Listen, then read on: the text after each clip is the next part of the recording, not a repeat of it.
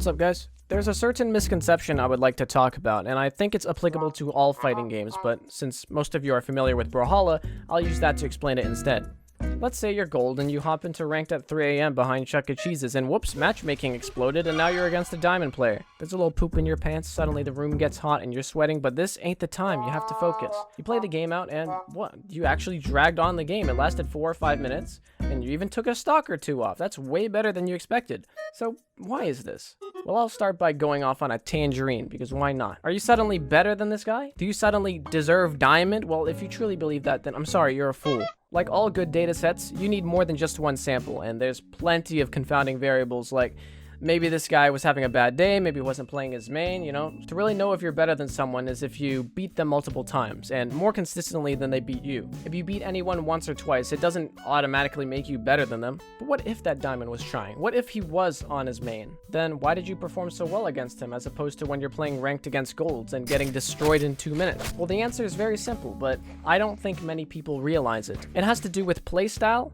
and download time. When you play against other golds, do you really think they are downloading you at all? Most of them have a few practice combos and strings that they can do very well, but don't know how or when to go in, so they attack you relentlessly in hopes that you cannot defend against it.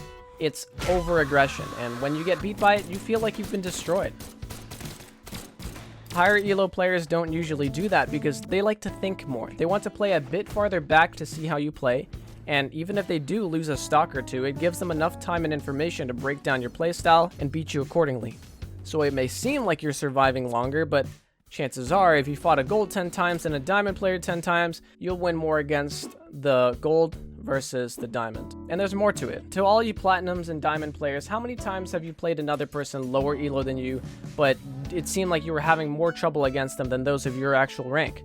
I tell this to everyone who looks to improve, and it's that different ranks just require different playstyles. If you're in lower elo, it's better to go one of the extremes. You either go overly aggressive as well, then you can probably dominate a lot of players because most of them don't really know how to dodge well. And on the other side, you can also go very passive, so you can take advantage of players who just swing wildly or sig spam. After all, their aggressiveness does kind of force you to play passive anyways, right? I actually find it very annoying when players call other people passive, even though they're just going like overly aggressive and throwing out the dumbest attacks ever. Like they're basically asking to get punished. When you get into higher elo, over-aggression doesn't really work as well unless you play it like really smart. Aggression in Brawlhalla is not really defined by constantly throwing out attacks. You don't need to be attacking to pressure the enemy. If you dash in close to your opponent, you can bait out dodges or force them to attack you out of panic, and then you can punish that. This is just called playing neutral, which is pretty hard to figure out, but if you do want to get better, it's just something you're gonna have to learn. If you're like desperately looking for elo, there's definitely ways you can, you know, quote-unquote cheese elo, like strategies that you know people at your elo can't handle. Like let's say if you're in really low elo, you can just straight up sig spam to get through lower elo, and then later on maybe you can abuse weapons that people are weak against, like lance and axe. I know people fail to beat those pretty a lot.